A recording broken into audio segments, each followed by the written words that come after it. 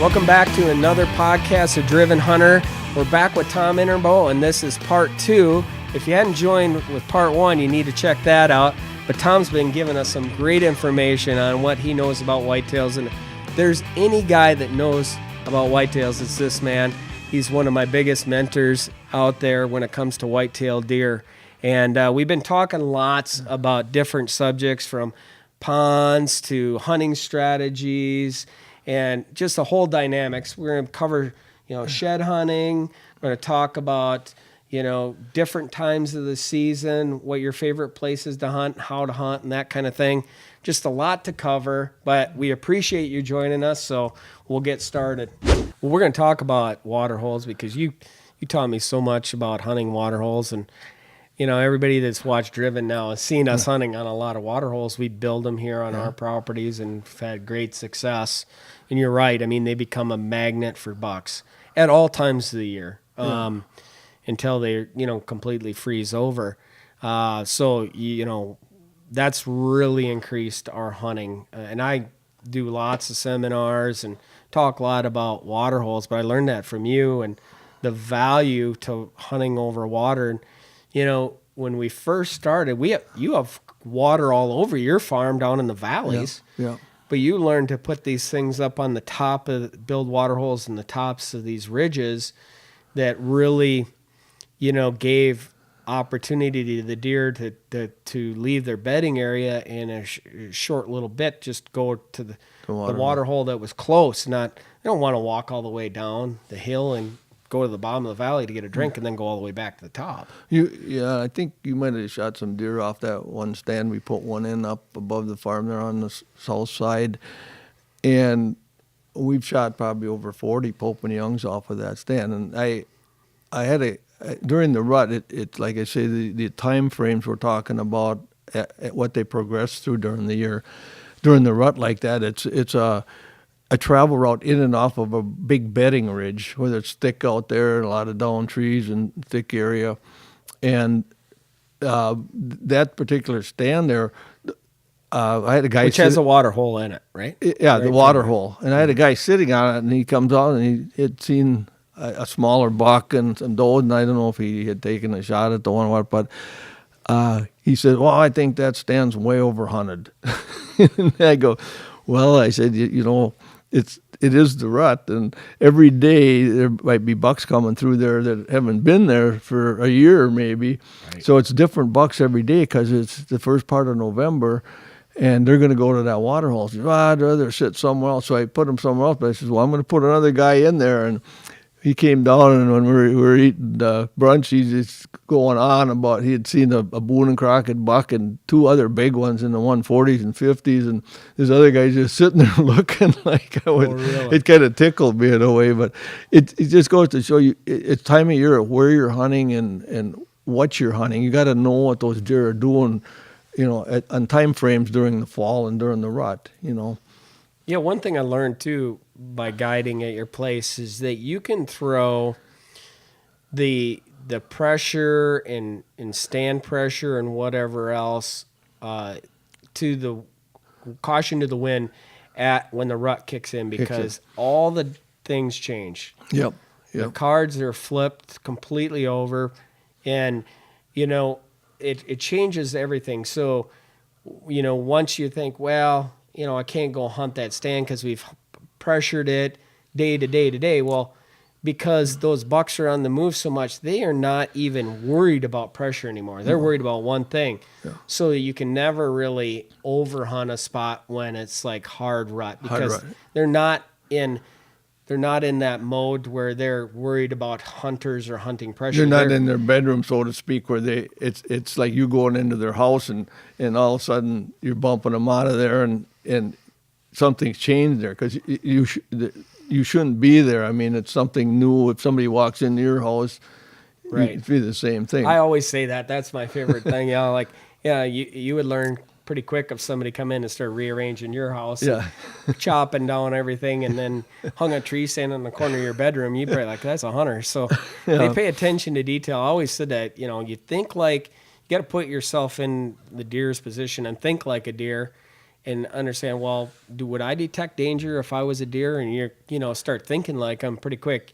You start being a little wiser at how you do things. And watch the life cycle of the deer for the year at what stage he's in, because that during the hunting season that changes about every 2 weeks for a month or two in there. Yeah, true. Yeah. So that's a good segue into our next little segment about. I'm going to take us through a season of what your favorite spots, where you would hunt on from early season all the way through post or rut. We've covered a little bit here and there on some of this, but if you were to go set up and put a hunter in early season, where's your favorite spots and what times are they?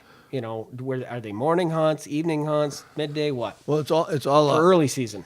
Early season, and you know as good as anybody, but it's all about feed then.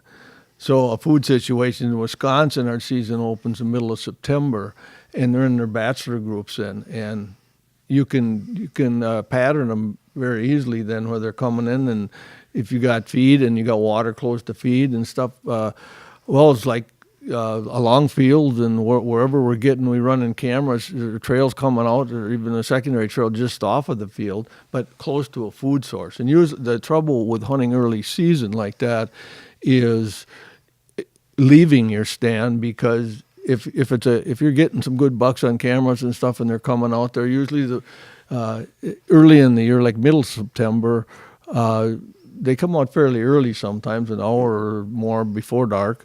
But a lot of times the bigger ones show up right about dark. The trouble is when you leave your stand, you got to walk through the field or to get out of the field. So what we do is probably have somebody drive into the field to pick you up to run the deer off with a vehicle, or they're used to farm machinery and different things like that. So early season. So not tipping them off. Yeah. You're trying to keep your stuff fresh. Fresh. Yeah. So they never If have you're hunting any indication that you're after them. Yeah. Yeah, I think that's totally exactly what we do a lot. I mean, I always preach that stand approach and exit is super important. So many people, I think, mess themselves up by going in and alerting the deer that they're hunting them, whether they make sounds as they approach their stand, maybe they park too close, slam the door, slam their tailgate or whatever, or walking and making noise, walking to their stands or climbing into their noisy stands. You're tipping the deer off. And a deer's laying out there listening all day. He's attentively listening to every sound made, and he's listening to other animals that might blow the whistle, like a squirrel barking or a blue jay scolding or whatever. He's listening to everything in his environment. He's well tuned to it. So any foreign little sounds, he's going to listen to. And if you are making a sound like a hunter, he's going to listen to it, and he's going to pay attention to it. Now, if that sound becomes danger to him, he's certainly not going to come your way at the end of the day. He's going to go the other way. Yeah. Or he's going to stay put until cover of darkness. So, we always said, if you got to do this spot where you got to get to a place using a motorized vehicle, have somebody drop you there and keep going. And we did that with Moses. Yep. You did a drop off. Exactly. We knew Moses was... And we'd been doing it regularly at the other stand, but we dropped you in the same place and you just went around and up. So we drove in out the same way as we had been doing it, but he'd been coming into the old stand when we weren't there, but he knew when we were there. So the premise is to danger comes and danger goes, so he hears the vehicle coming and then he hears it leaving. So if he hears it coming and stopping and then all of a sudden, what's going on, they get nervous. So if he can hear it coming and going, as soon as it leaves, then he goes back to his natural routine or lets his guard down. And we've always done that. We also been asked, I've went through every case scenario like you have, Tom, about, of course, you have hunters. If I'm just doing the hunting, if we're sitting in a stand, a lot of times if we can get somebody to come and pick us up, that's the best case scenario, because the deer cannot, if a vehicle blows them out of the field, it's natural for them. They're used to that. And they're not going to come back into that field the next day all on alert because there was a vehicle the night before that drove in there. There's just that I don't bother I them. think leaving your stand is as important as your approach, and I think it's more important. More important, Or yeah. not tipping them off because, and I always say, the thing with it is like even a doe, a big mature doe, if she sees you getting out of your stand, guess what she's going to do the next time she comes into that field? The first thing she's going to do is identify, are you back in that stand? Because she ain't forgetting. Yeah.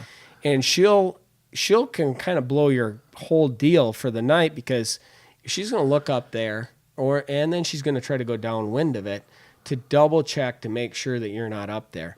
And it's just because she saw you getting out of there. And if she does smell you, then guess what? She starts blowing.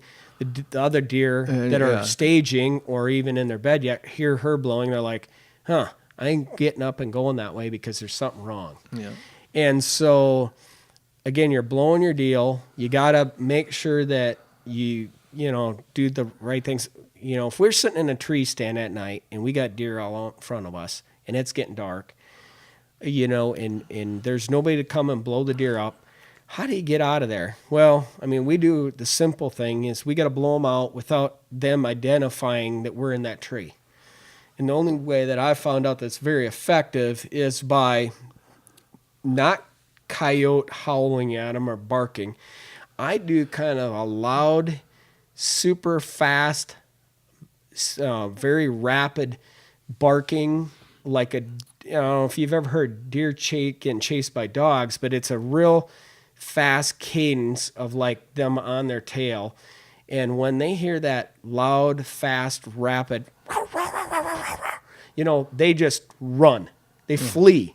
They don't stop. They don't sit there and look at you. Like if you coyote howl, they're just going to look up at you and go, there's a hunter up there thinking he's a coyote. But they, with that fast, loud, rapid barking, they just blow out in every direction and it clears the field. And I do it enough to make sure it is cleared. And then I get down and then they are not there watching me get down. No. And they're a long ways off. Yeah. So it keeps my hunting space fresh. That's the only way we do it when we don't have somebody to come and pick us up. Yeah. So that's great points. Early season. Though. Early season. So you're saying field edges on food sources are your primary thing? Because I know everything changes in the early season. Also, a lot of guys, early season, I'd say that I feel over 90% of the buckshot are in the evening because they're usually bedded early in the morning. And to get in, if I'm going to hunt mornings, I'll hunt in a farm or an area I'm not going to hunt that night. And probably on a pond or something in the bedding area. Oh, wow. Inside the timber. Yeah. Because we've been early in the morning. We've been hunting early. in the morning. Early in the morning, yeah. But in the evening, you want to hunt close to the food, where they're coming out. But that's a good point. So you're allowing the deer to actually come to you in the evenings, not you going to them. Right. But in the morning, they're bedding early. And they might, if it's been warm for a while and they'll might get up and walk over and take a drink or something. But still, you got to figure over 90% of the bucks shot are in the evening because they are some of the big bucks are most of them are bedded fairly early before light. Right. Yeah. And the reason we should explain this a little bit. You got a guy coming in from out of state that's only on a 5-6 day hunt. He don't want to sit around in the mornings a lot of time. He wants to go hunting. He wants to maximize his time. Yeah. So you have to put these guys up. Somewhere. Yeah, so you've learned that. Put them on ponds or in close to bedding areas up high, maybe where we hunt. Coming in the backside or something on them. And then not where, so you're not coming through the fields where they probably are out in, but, and then for early, a lot of states season doesn't open until October 1st. Then you're in a different ball game because around the 1st of October, I know in Buffalo County or in Wisconsin, those bachelor groups break up and those bucks become loners and they move off and they move back off their summer feed into their security spots that they feel safe, and that's where they're going to spend the month of October. So around the 1st of October, if you're a lot of, like I say, I think Michigan opens October 1st. Yeah, You're Iowa hunting. does. You're hunting. It's a little different deal. And I mean, things have changed. And a lot of the deer. I mean, I follow quite a few that we filmed during the summer, on their summer feed, and I have several that have moved a mile or two around the 1st of October, and I've been able to follow some and getting them on camera in their transition when they're moving back in. Then they become. Where do they go? Well, they like some of the ones that I've been able to follow, like the resident ones on my farm there. They bed right in a real steep, like some old logging road or a little plateau along a steep edge where they can see the whole valley, and it's real thick above them. Security area. Security area. They spend. Is it a cool area or is it a thermal area? I mean, is it an area that has shade or? Well, it can be. It thickness? can be either. Usually above them toward the field, it's pretty thick. And when they lay on a little, if it's an old logging road or something, they can Shelf, see yep. everything. Shelf, excuse me, they can see everything below them, and that's their security spot. You can go in there and bump them out of there, and they'll just circle around and go right back there because unless you don't, if you do it several times, you might run them out of there. But they're going to lay there, and I've been able to catalog some of them like 4-year-old bucks every day, almost to the hour, minute almost, where they get up at night and walk up to the field, probably 50, 60 yards, that they're only bedding in the steep part just off the field, and they feed out there. They usually mark it with a rub when they show back up around the first. And then at night they'll not travel far, but maybe go to one of my ponds and where the family groups are, hang around at night, and they're there at 1 o'clock, 2, 3 o'clock. By 4 o'clock in the morning, they're back bedded again on that security spot. So they're hard to hunt for probably a week or two there. Is it because Tom, there's just not a lot of travel and you got to get in real tight at that period? Yeah, well, to get in on them, you're going to bump them because you can't come through the thick stuff above them, and Right. you can't come up from below them. And they're already bedded before light. Right. So they're coming out, but they're about a half hour after dark when they're going to go feed. There's one exception there, about the middle of October. It's usually around the 11th or 12th. Some of the older does come in heat. And those bucks will leave. They'll come out a half hour early, and you could shoot them during daylight on that day. They'll go that night and hook up with the doe, and they might be with her for a day or two. Right by the 13th or 14th, they're back to their old pattern again. And I get them every night feeding there half hour after dark and on the pond at 1, 2 in the morning. Then they're bedded again. So I'm talking about older deer, 4 years old or older. The younger bucks are different. They're a different animal. And they'll do that until that pre-rut kicks in. Yeah, and where till they're almost there's one the other day, and it might sound weird to you, but I've over the years. You've made a lot of weird statements over the years. I had to know what you. Anyway, I feel that, and it took me about 10 years of watching a primary scrape area to figure this out, and what happens is when those older does come in heat around the 11th or 12th of October, mm-hmm. they go to an area, these does go there, and they initiate it. And by sitting those, I'd find this primary hub scrape every year, and I'd sit there and I'd see all these young bucks. I'd come in there in middle of October and it's all tore up, and sit there for a week or two and see a lot of younger bucks come in there in the morning and in the afternoon even and work these scrapes in bed. Then I finally started sitting it before any of the signs showed up. After sitting it for 10 years and really watching it, I wasn't there. I was there at the wrong time. It had already happened there. Well, this doe... you want to go there on the onset of those things. Before it happened. Really, before these start seeing all these big scrapes, right? Right. You want to be there as they start making them. They call them hub scrapes, and what they are is all these bucks, and you'll see a lot of bucks there, but they're all younger bucks. But if you're after that big one, he uses that. He hooks up with that doe, and she comes in heat there. She's left scent there. So then all these younger bucks smell that, and they come in and they start, working the scrapes, urinating in them, and licking the branches, and bed down and watch them. They do that. He's off with that doe for a couple of days, and he's back in a security spot again, hiding out and laying up and nocturnal. One day, the 26th of October, and I've seen it vary only one day, 26th or 7th, where I've been able to run cameras and stuff, and it's too much of a coincidence that I got onto it years ago, and there was a big buck hit in Illinois by a car. It was a world-class buck. It had a common base pointer, would have been a world record years ago. Yep, I remember that deer. Okay, well, roadkill deer. It was hit on October 26th at 1 o'clock in the afternoon. Mm-hmm. I thought, why is that deer on his feet at 1 o'clock in the afternoon on the 26th? Then years later, there was one in Minnesota here that was hit, a big one like that, the same day, same time. And we were hunting probably 25 years ago back in a farm northern Buffalo County. And we were in the camper on his way back on his ridge, and the farmer was chisel plowing his field. Well, he'd gone in for dinner, and he comes out. We're taking a nap. We'd hunted in the morning, and we're in the camper. He's pounding on the door. Oh, I just seen the biggest buck of my life, just making a scrape right there over from your camper. And it was 1 o'clock in the afternoon on the 26th. What kind of hunters were you? You guys were sleeping. We were sleeping in the camper. So anyway, you had a few too many wobbly pops the night before, I think. Anyway, what else you do at 1 o'clock in the afternoon on the 26th of October? You want to go hunting in the afternoon.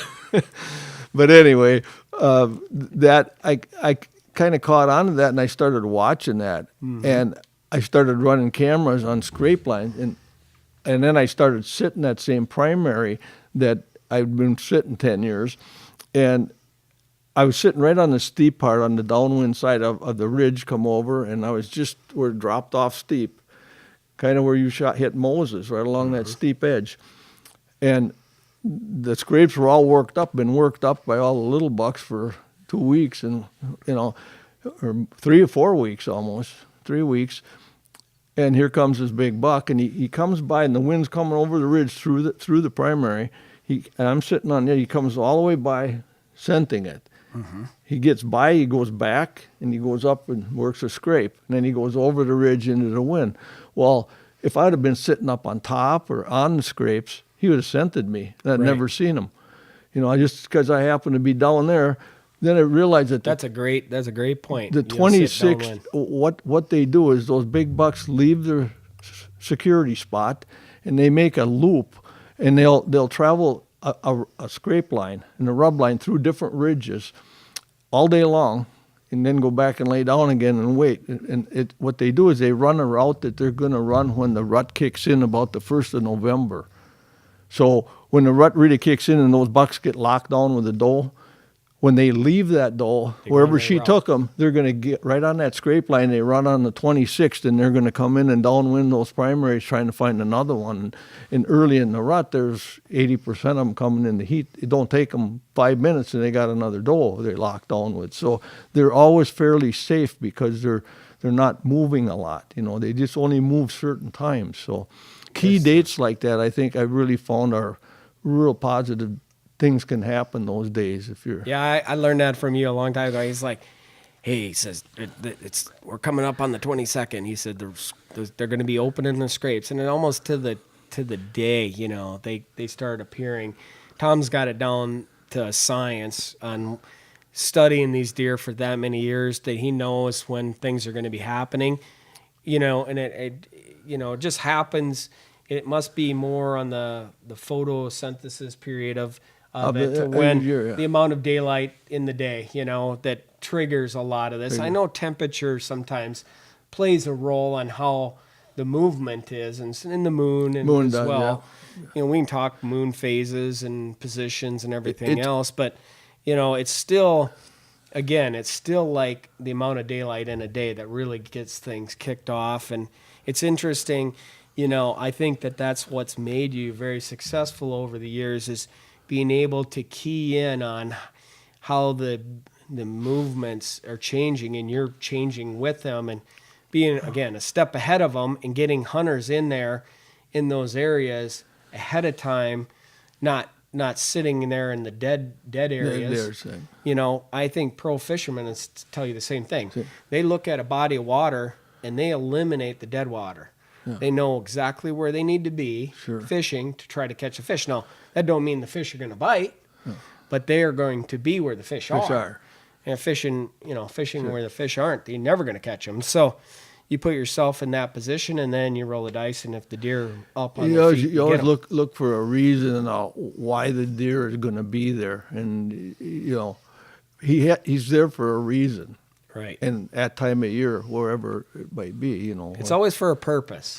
Yeah. And a long time ago, I learned from guys like Miles Keller and Stan Potts and all these Bob Folkarts. They all say the same thing. You know, once you see a big buck do something once, there's a really good chance that real soon he's going to repeat that process. Yeah. Because he's like, you and I are getting older. We, get into a rhythm. You get a rut. You know, you feel very safe doing something over and over again. It becomes, hey, it's not like the young days where you're running around, getting crazy. I just looked at some state of Pennsylvania has got some grants and been studying deer, GPSing them and tag some bucks that they've been following like during the rut every 20 minutes. And they have a topo where they're traveling. And the state of Wisconsin's done some of it too.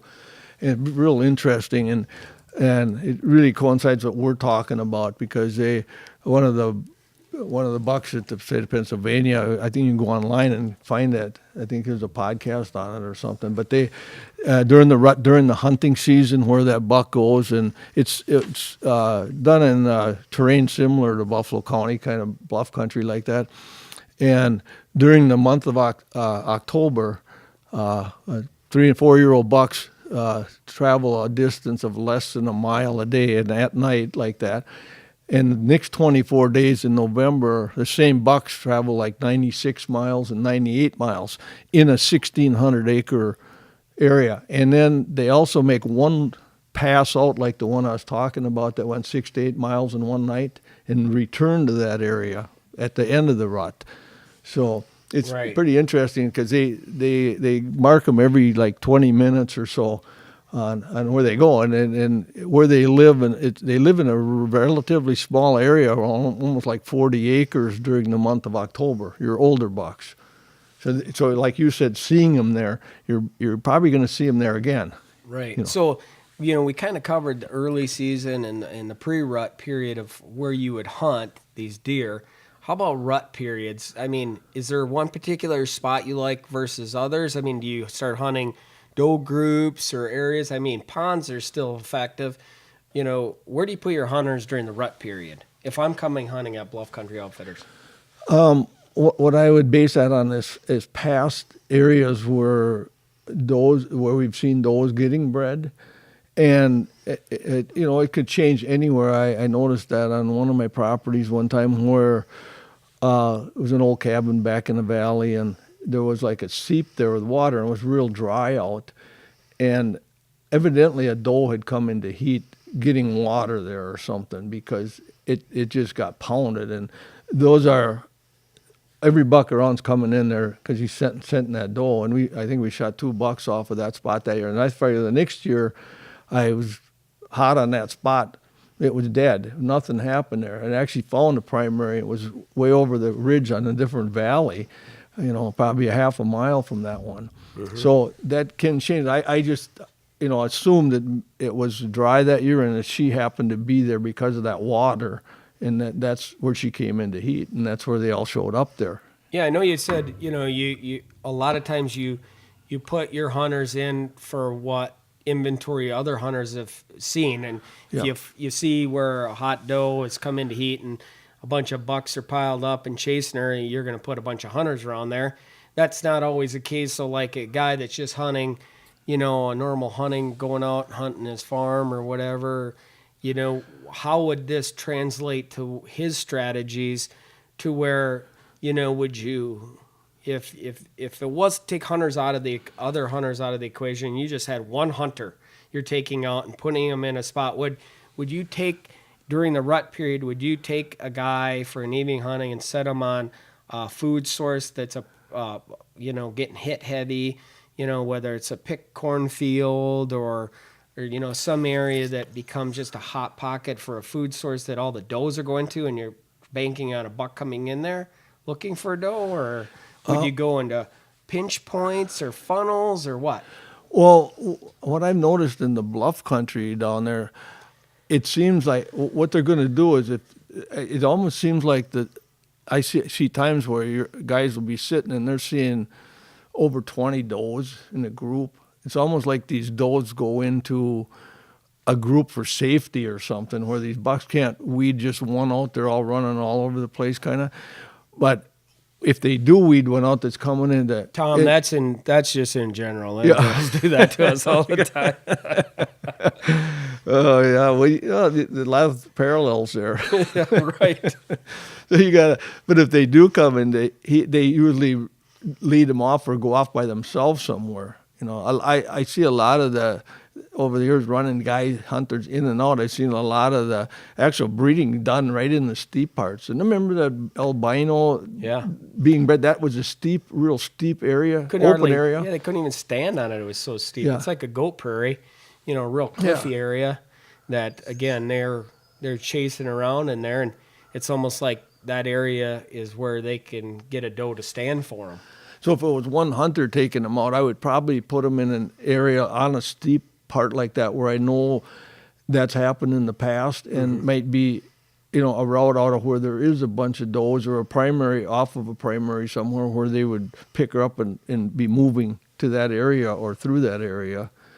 Yep. And it would be from past experiences of what happened there in the past. I think because to just pick those areas, you never know where that's going to happen. It's kind of a haphazard. It's a hard time to hunt exactly knowing where to put them. It is.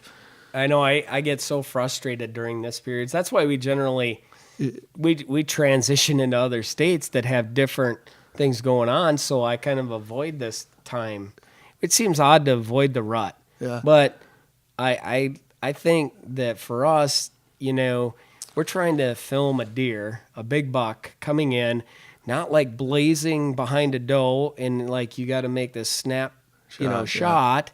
And you want to get good film outside of water holes. I think water holes in a rut, especially in those morning hunts. I love hunting water holes on maybe a full moon period where the moon has been full all night and the bucks have chased hard all night long because it's been bright out, and it's usually crisp and cold when you get a full moon, clear evening, high pressure, and then all of a sudden, that next morning, usually, there's a dead period right at first light there, but then, sitting on those ponds till 9 to 12 o'clock at noon become hot pockets because the first thing they do is that buck then chasing. Now, I say rested up. He gets up. First thing he's going to do, maybe go get a drink because he's dehydrated, or he's going to go check that pond because other does come there too.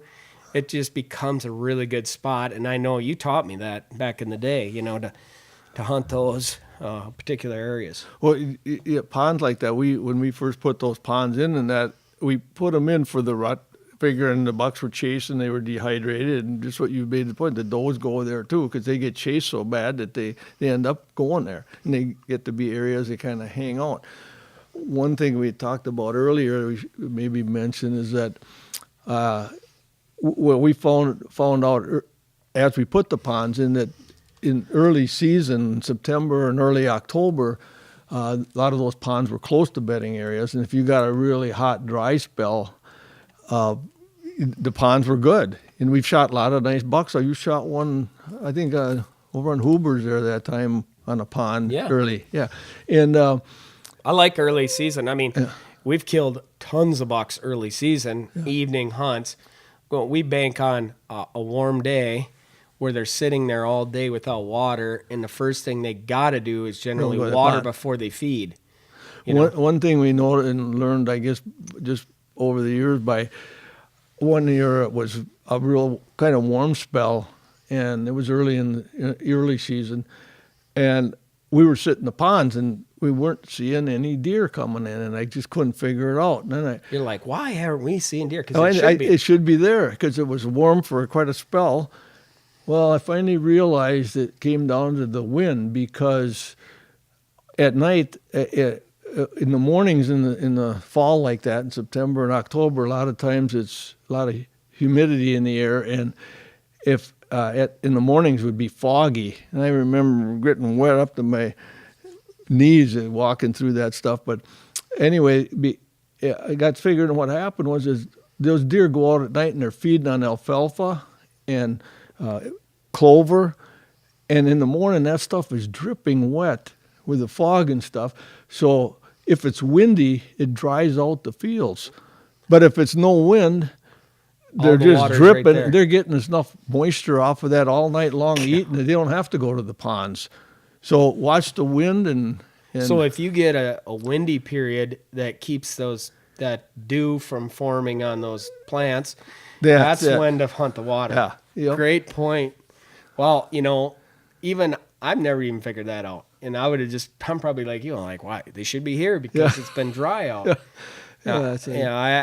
Water it's become hunting water holes, and we can talk, long extensiveness, and I have that on my list here because Tom taught me a lot about hunting water holes, because we started over there in the day building these water holes. And again, his farm has creeks in the bottom of the valleys, but we put these water holes strategically up in the top of ridges. Tom got carried away sometimes by building water holes. One time there was one ridge, it wasn't a very big ridge, and he had 2 water holes on it. I'm like, now you're confusing the deer, Tom. They can't decide where to go. And of course, we had stands hung everywhere, but we put water holes in, and then they didn't work out so good, so we took them out again and moved them, and I've done that. Tried it, But also taught me that it's trial and error a little bit, that you can put a water hole in a spot you might think is great, and it might never really develop into much. Yeah. And then you might put another one over in a little different area, and it becomes a hotbed, and it becomes one of your best ponds ever. And it's just kind of like what the deer like, and where it's, you might not know why they like it so much. There's a lot of reasons. It might be because it's their particular bedding area. It might be the wind how they're traveling the ridges. But we're just trying to stick these things in areas. One thing I just been always thinking about, and thinking, I over the years, like shed hunting and stuff, I find a lot of sheds along creeks or in the water. And I notice I have springs on my farm all over and right by the buildings, and they pound those areas. And the colder it is, it seems like the more water they need. So if we have a farm that's up on a ridge, and there is no water there. And I talked to a guy that run about 600 feet of extension cord and put a heater in his pond and just had an open area, and they are pounding it. So they really, in the colder it is, the more water they need. It's like my cats, and I have cats on the porch out there in the house, and water, they just lap that stuff up, and right in that spring behind the house, it just gets pounded in the winter. You know? Yeah, exactly. I mean, giving them that water source, they have to have water, even in the winter. In the winter, winter even more so. They just, I've always said that, I mean, that's why we've had so much water hunts in our episodes, because, and when I go out and create food plots and in little areas that become my hunting area or my kill spots, I kind of give them a whole plethora of different, things. I create a food plot, and then I put a water source there as well, a pond, and then I might pull a licking branch down and wire it up so they have a scrape area. I might plant some fruit trees there so they might eat apples, and I let that thing mature, and I give them a couple different varieties of food. Like right here in the back on our farm, I have standing corn and an interior food plot that's back in there where they're going to stage. They don't have to come all the way out into my big fields to feed. They can stage up back there. I got standing corn in the timber, which is tricky to plant, make grow. But then I also have brassica and clover and alfalfa back there for the early season protein stuff and what they're going to be feeding on before the corn. and then there's water there. There's apple trees there, and there's also I got acorn trees and stuff that drop in acorns, but I kind of give them a little Variety of smorgasbord. everything. Yeah, so while they might come in for a drink, they might stick around to eat and give me the shot opportunity. And now that changes throughout the seasons because, while they might eat the greens and stuff early season and not really touch the grains, all of a sudden when it gets cold, they don't, and that stuff freezes out, that green stuff freezes out, then they all of a sudden go over and start eating the, corn and soybeans. So I kind of adjust my hunting as well on my food sources as the transitions. I give them a multitude of different things to eat. Yeah, one thing, remember when we used to go up shed hunting up in Canada, and we North Dakota and up in there, and and those guys would just swear, and you got to plant sunflowers. Oh, they just love those things. The deer are just in them. So I tried it, and I never saw anything but a bird in there because. And the difference was they didn't have any of their feed up there. That was just a key extra feed for them. Where, they don't. It wasn't like around us. They had apples. They got everything. They got everything. They got alfalfa. Like, they got what is this guy planting sunflowers? Sunflowers. Areas where you live in it depends on you. They'll if they get used to eating something there, sure they'll get in it and eat it for sure. They'll eat what's available. But if they got everything else, and like my farm, I have a farmer up on the hill above me, and he's got cattle, so he's got manure and stuff, and his alfalfa is always prime. I can't compete with that. I can't grow alfalfa that good. Those deer, no. So it's great for having that right there. That we're able to hunt that and stuff, but it isn't something that I can go out and plant and compete with that. What he's got. That's right. I mean, sometimes you got to take advantage of what is out there. Whether you have lots of apple orchards and stuff like that are producing apples. We talked about how apple trees are so prominent for places to set up and hunt big deer early season. Just offering those different food sources, I think, has really helped us. And I've planted a lot of different things, but you mentioned just a second ago something that rings so true here with deer in our part of the country, and I think anywhere, because I've seen this happen.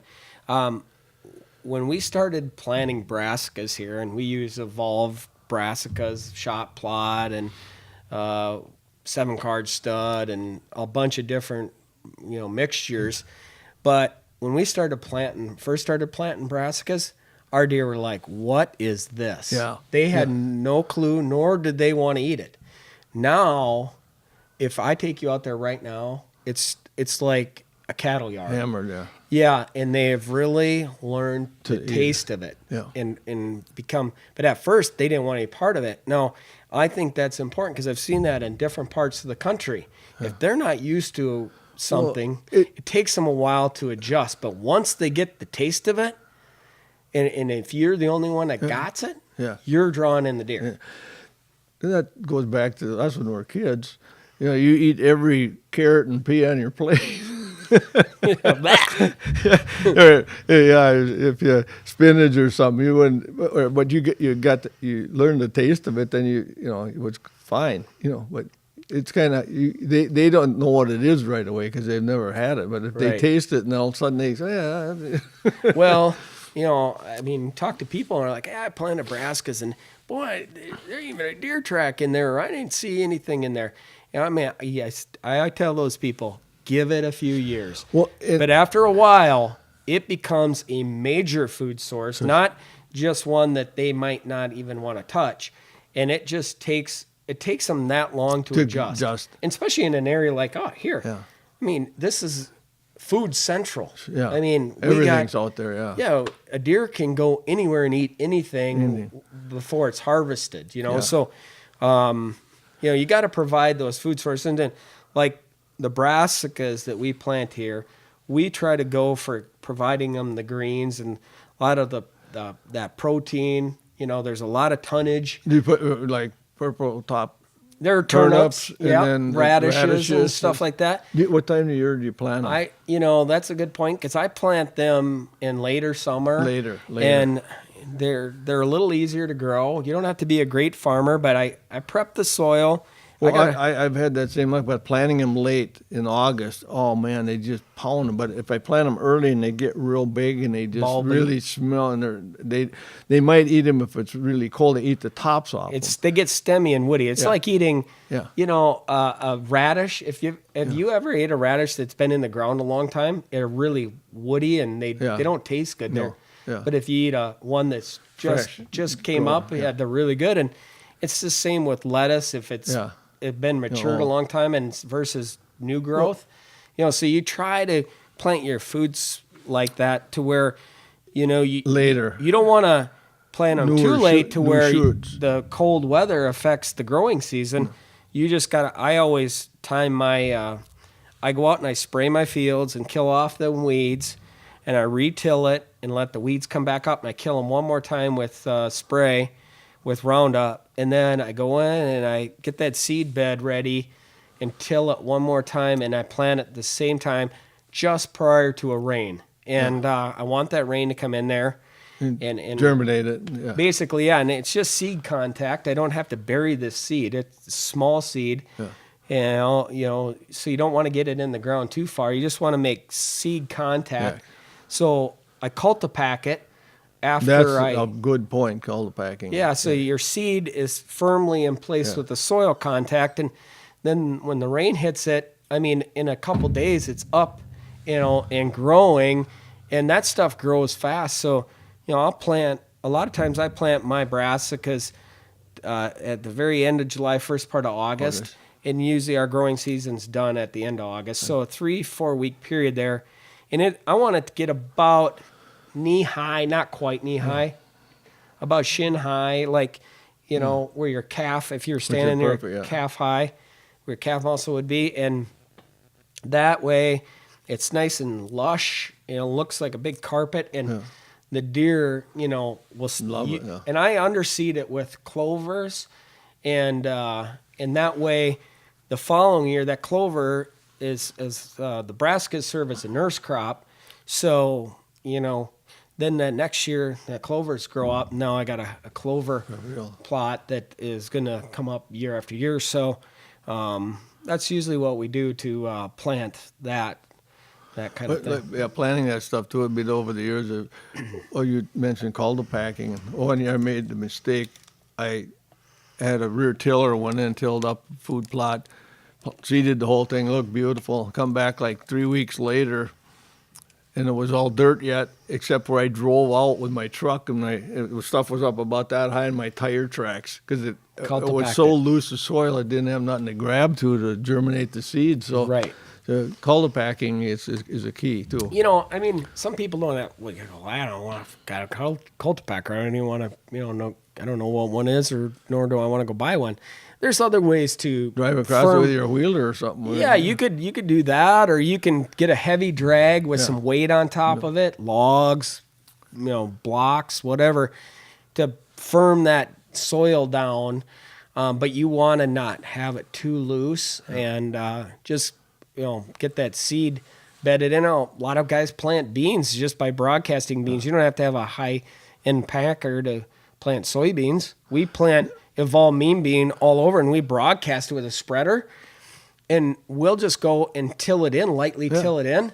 Now, a bean seed has got to be just in the dirt a bit. A little bit, yeah. Yeah, usually they always say not very far. Yeah, generally the width of a seed, whatever that seed width is how deep it needs to be in the soil. So it's got to be in the soil. So we just lightly get it in the soil or drag it in. Yeah.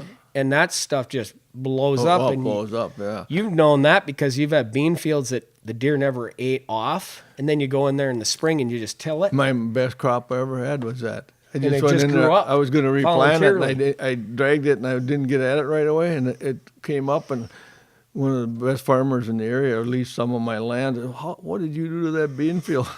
Just dragged it. so you luck out sometimes. Nice farming. Nothing to it. Yeah, it's deer got us into farming, I guess. I have learned that. I enjoy planting food plots and getting this stuff ready. It sometimes takes a little bit of work to get them right, but I've learned over the years, if you get your soils right and, you prep it right and you plant it at the right times and you keep the stuff sprayed or trimmed where you got to, if your clovers get too big, it stems out, keeping it cut. That's the thing too on food plots. If you gauge the number of deer you have in your area, because I run into that early when I had some big clover plots. I couldn't get them cut off. It was always be wet and rain. And if you cut them to get them off the field, or they choke out the rest of it. But I had to rely on a farmer to come in and cut it and chop it or get it off there. And it seemed like, with the rain and stuff, it never was a timely basis. So I ended up just planting them big enough where the deer would keep them ate down. Otherwise, it turned to stem and it wasn't anything good for the deer. They wouldn't touch it. So you just make it big enough for the amount of deer you have that they keep it trim for you. That's good. I never thought of it that way. I think what I do is I mow ours quite often. Now, some people don't have that kind of time or resource to do that, but I got a mower behind my utility tractor. It's just basically a 3-point mower, and that does a nice job. I don't ever bale it because I don't let it get that big. So, to do it, yeah. What I always think of it, you think about like mowing your lawn. Now, if you let your lawn get way high out of control, knee high. Yeah, you're going to have a lot to get off there in order for that stuff to start growing. But if you keep it mowed quite a bit, a bit, it keeps growing nice and lush, and it's very, nutritious and it's very healthy. Yeah, that'll keep growing up, and it's all new generated seed or new plants. And that's what they like is those new shoots. Yep. That's the key to it. Yeah. So I treat my clover plots a lot like that. That's a perfect way to do it. Yep, it works good. And but not all of us got all the time you got. Yeah. Well, I was going to offer you right. a job. You are getting older now. With your business, Pat, I don't know how you have any time. we stay a little bit busy. I was going to ask Tom if he wanted to come over and mow my food plots this year. But, so, you did mention, shed hunting, a couple different times here. And, we're in the time of year. We have a long history. That's how we got to know each other back in the day, from shed hunting and just being out there, all spring long looking for antlers and stuff and doing some preseason scouting. But let's talk shed hunting, because I think that a lot of people can get a lot out of this podcast and learn, I want to pick your brains a little bit about what you know about shed hunting, because I know, you've done it so long, and you know exactly where to find these sheds by going out and kind of eliminating dead areas. And even, your son Shane, I got to get him over here because he's a shed hunting fanatic. I call him the shed shyster. Tell me about, your favorite times to go shed hunting and where those would be in, here in the Midwest. Where do you start? When do you start looking, and where? Well, I run cameras most of the year round, especially during the winter months and too. So, and because if you got snow or something, you see where the tracks are and where the deer are. And they start shedding. There's a few shed every year in December and then January. And, of course, by end of February. Are you running your cameras on your food sources? Yep. So like your along bean fields? Edges and wherever I see good travel routes in the snow. Okay. I'll put them on trails to and from food plots. It's feed at that time in the winter, so they're going to feed. So any like with the steep bluffs in Buffalo County, it can be 20 degrees and those south slopes are melting off because the sun hits them directly, and it's water dripping, where it hits off the roof too, even if it's 20 degrees. So it doesn't have to be like 30 degrees or something, but the south sides usually melt off, if depending on the weather, but they melt off and on during the winter. So south slopes is they can get at acorns and a lot of feed, on the salt slopes. And then a lot of our food plots we leave, like standing corn or beans or whatever, would be, in those areas. So the food plots are definitely the key. And if you think about it, in the winter, it's dark early, probably 5 o'clock or 4 or 5 o'clock. Sometimes it's getting dark, and in the morning it doesn't get light till 7. So those deer come out before. They're spending probably 3/4 of the time in a 24-hour period on the food plots out in the field. So the majority, they're active at that time. They're constantly sparring, fighting over food, and they're active all night. So most of the day they're out there. So most of the sheds are in the fields. Or in areas close to the fields. Them, where they're those little grassy areas that are south-facing that have melted off. Those are like one of my favorite spots. Yeah, because you can find those. I mean, those pounded areas where they're just flat because they're bedding in there and stuff. That's where they hang out all night long in this long darkness period.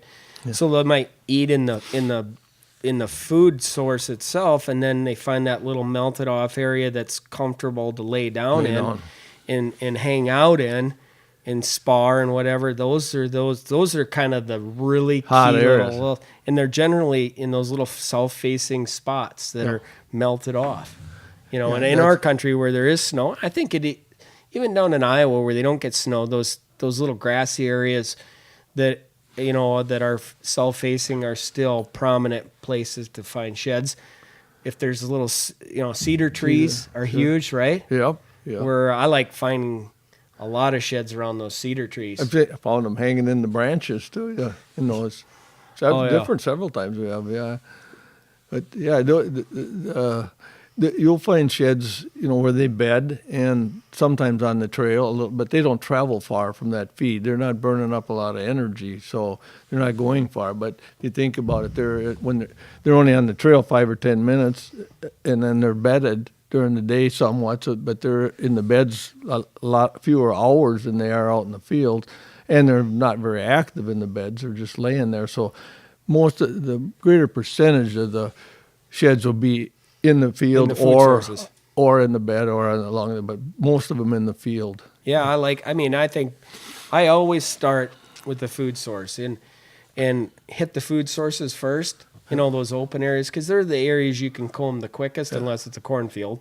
Standing corn, it's sometimes really hard to go, in there and find sheds just because it's, you got to look hard to find them. Scour every row and everything, and then you're still competing with stalks and everything else that looks like a shed.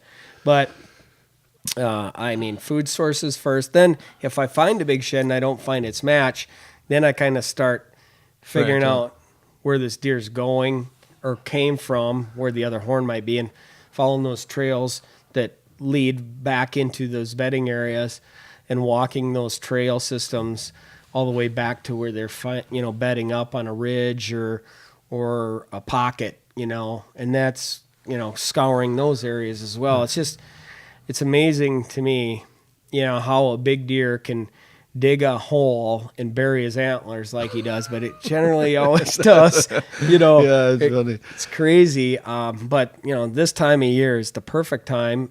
They're in here in the Midwest, it changes different parts of the country. But right now, from this mid-February period through, middle of March is, peak shedding. Yep. And they're going to be dropping their antlers. Of course, we go way back in the day when we used to go to Canada and shed on. Remember those days? Oh, man. We had fun up there. We was nobody else shed hunting at that time. So, and the people, the area, I think Dennis had talked to Gary Donald that had Big Buck magazine, and he told the area where there was kind of sparsely populated and a lot of deer in the area. They had 10 good winters in a row, and they were rodents to them up there. Those ranchers were like, get them out of here. Do you realize that we lived, you and I and Dennis and a few of the others that went with us, Jimmy, and we lived in the best era of finding sheds in that particular window of opportunity of anybody in modern day shed hunting times. I always tell people, Imagine a dream of like dreaming about shed hunting and pulling into a place or a field or a driveway, and there's sheds laying all over, everywhere, poking up through the snow, and you're the first ones there, and nobody else has picked them up, and you just get up and start scooping them up. That's what we did. We had truckloads of them. Yeah, we would come back with 2 truckloads full. 300 to 500 antlers in a 1 week period. It was Do amazing. you remember section 11? I'll never forget that. 'Cause we went into an area which was a big section of woods and little ponds and stuff, and a lot of snow. But the horns, you'd find horns that had been laying there for years. I can remember finding a Boone and Crockett set of shed antlers, walking over to pick them up, and they disintegrated in my hands because they'd been laying there for 15 or 20 years. Right. And it's like nobody's been in here ever. You know, I know, it's like, wow. We had some fun times up there. We went up there 7, 8 years, I think. And That was so amazing back then. And back in the day, you could bring skulls back. It was perfectly legal. They've changed everything now from those old days. But I still go shed hunting in Saskatchewan. I go now with Cody, and we go chasing big mule deer sheds, which is a whole different thing because there's something about these big chocolate mule deer horns that are laying out on top of these little ridges that's where they shed because they go out and eat creeping cedar, which is their main food source in the winter, which is a little bush. yeah.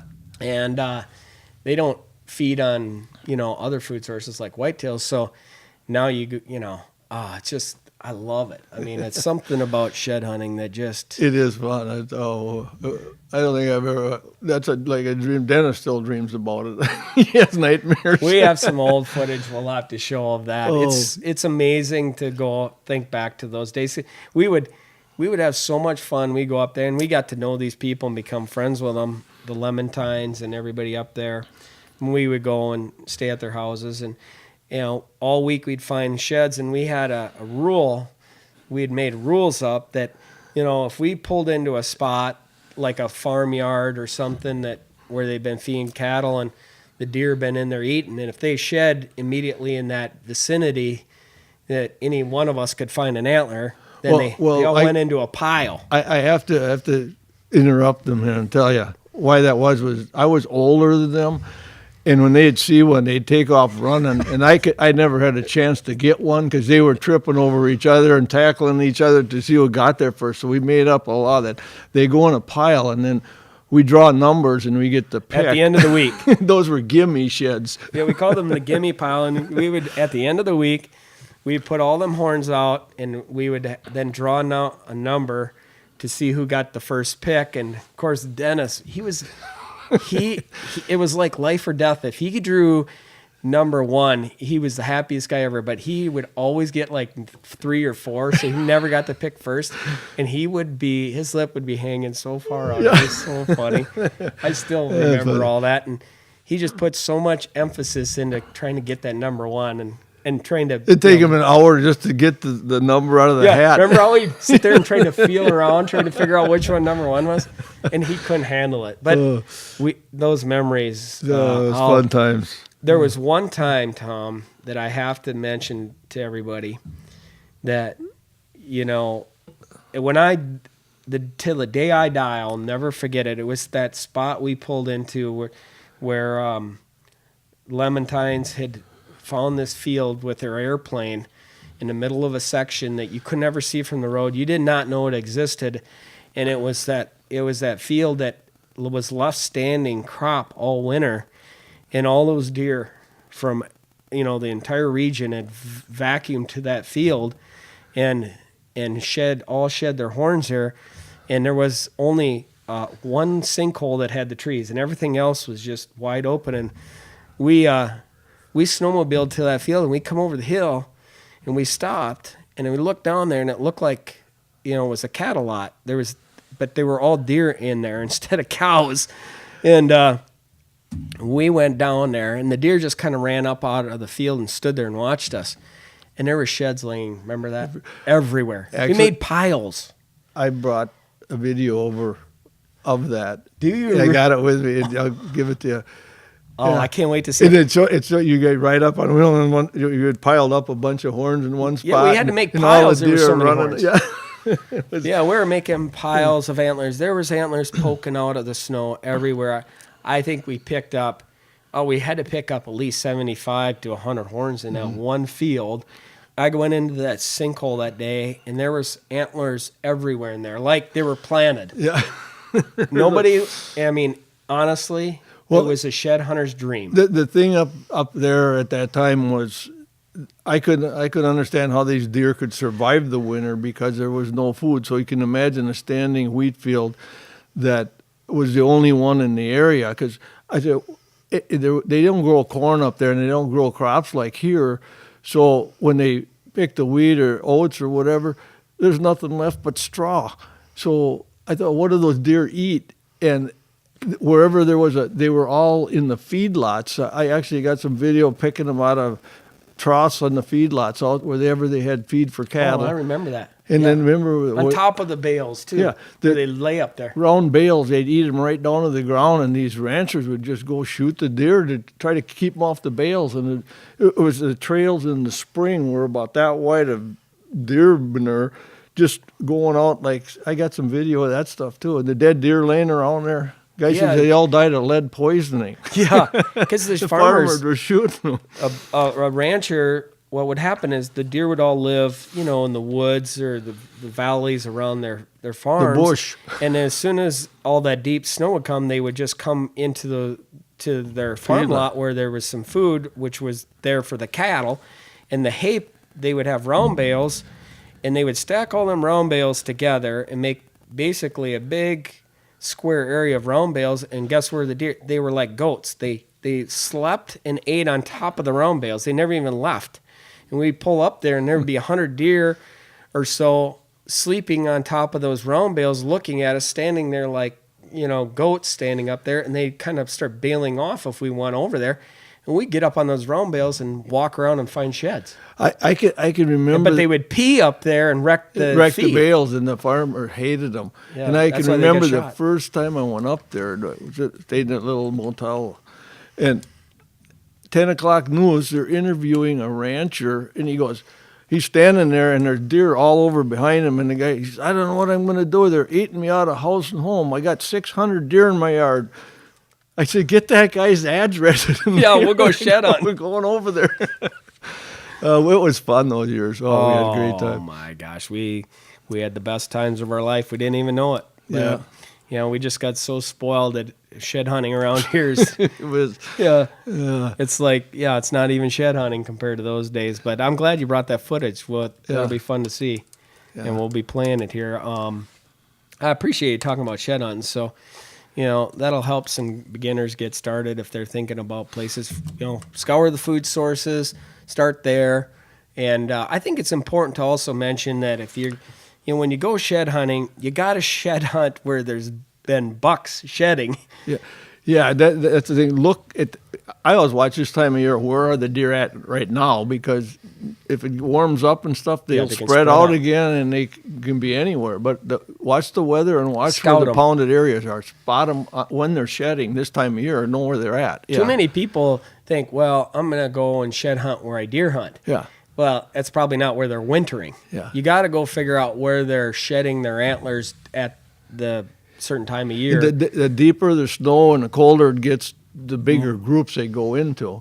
And if you're in an area like Saskatchewan, it's where the feed is, because there is little feed. It's always generally surrounded around the food. They're going to be where there's food sources or whatever. I mean, some of our friends, they hunt a lot in, designated refuge spots or state parks or areas that are protected from hunting, that generally deer stay there all year, and those are good spots as well, but a lot of times pressured by other shed hunters.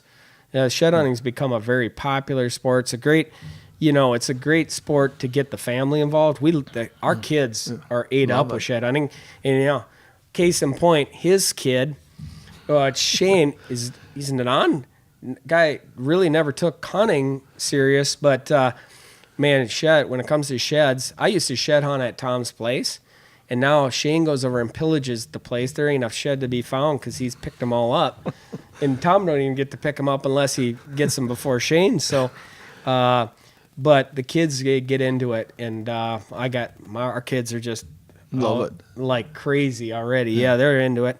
So we're having fun with that, and it gets them really started, on that following deer, and kind of gets them, involved in more than just hunting, and shooting something. They get kind of that itch to find a deer antler off a particular deer, and follow the story in the life cycle of that deer from that shed antler. And if they got trail camera and get it on their camera and then they find a shed off it or something, it just starts the whole process. Yeah, great points about shed hunting. Hey, tell me what's next? What's up this next year for Buffalo County? Well, are you looking forward to things are looking like? Like I said, we're always learning different things, and especially, I don't think that'll ever stop, or I don't think I'd be doing this if it did. But I noticed a few years ago we had Shane was trying to get his girlfriend at the time, Holly, they're married now, but get her first deer and film it. So he was holding her back from shooting a lot of younger bucks and stuff. And so there was a buck we were kind of following on the farm there, and it was actually 6 years old. And it should have been a Boone and Crockett buck because we had the sheds off him when he was, and we had a crazy year where right about this time of year, just the end of February, it warmed up and it was like spring out, and so all of March it was all my lilacs budded out and all the trees budded out, and then in April and May it froze out. And we had an ice storm in May and stuff, and all the buds froze off. So that year we had all the oaks, buds froze off. We had no acorns. We had no apples. Everything froze out, even the walnuts and everything. And so that fall, it went into the fall, and deer didn't have much to eat because there was no apples. They were just browsing on stuff. So the next spring, everything greened up and started to spring. Well, it rained all the way through into, I should rephrase it. It rained that spring after that winter and that early spring. It rained all through May, so the farmers couldn't get in the field. So there's a lot of cash cropping around us and stuff. So these farmers are renting a lot of thousands of acres. Mm-hmm. Well, they didn't get anything planted because they couldn't get in the fields. So to get insurance, they had to plant late. They had to plant brassicas and stuff. Mm-hmm. So when the deer came off the winter, they had nothing to eat that year. They had nothing in the spring, and because everything had froze out and stuff before, so there was no apples, nothing. So when all these brassicas came out, they had to plant them the end of August or in August, so they couldn't, to get insurance reasons off them. So they were breaking up the soil, so they had to put a cover crop in there. Yep. And it's good nitrogen. Yeah. So that turned out to be all food plots, basically, because they were all brassicas and stuff. So huge fields of them. Plus, sure, we had a bumper acorn crop, and because of all the rain in May, that we had a bumper acorn crop that year. And so in the when those deer got that, I had run cameras during the winter, and those deer looked anorexic. They were down to skin and bone and just looked terrible. And when they got those acorns and apples and all and that brassica stuff in August and September and October, they put the weight back on. But all the racks were shrunk down because all the 1 and 2 year olds were like fork horns and spikes, and I had like 80 different ones on my cameras. Just the 3-year-olds and older deer, all from the sheds we had, all lost about 20 inches, where they should have gained. Right, 20 inches.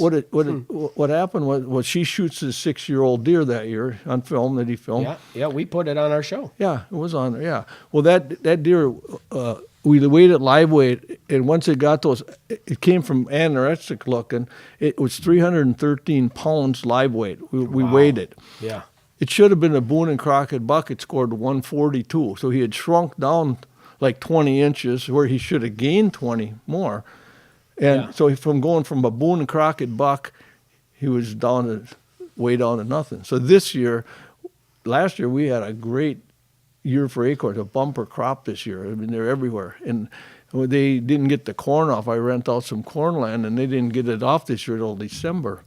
So when they went in and took it off, they spilled a bunch in the field. Well, in a normal year, those deer would have eaten that up this winter. It laid there 2 months. They didn't even touch it where they spilled it. And I thought, because they could get at the acorns and all that. A lot of other food sources. And those acorns brought, I think it must be such high protein in them. To see that deer go to 313 pounds from looking anorexic in 2 months on acorns and apples or whatever, they're so resilient. They come back just, wow. Yeah. Their lifestyle's so fast compared to ours. I mean, they, mature. Fawn is mature in 6 months almost. I look like I've been eating acorns a lot. Yeah.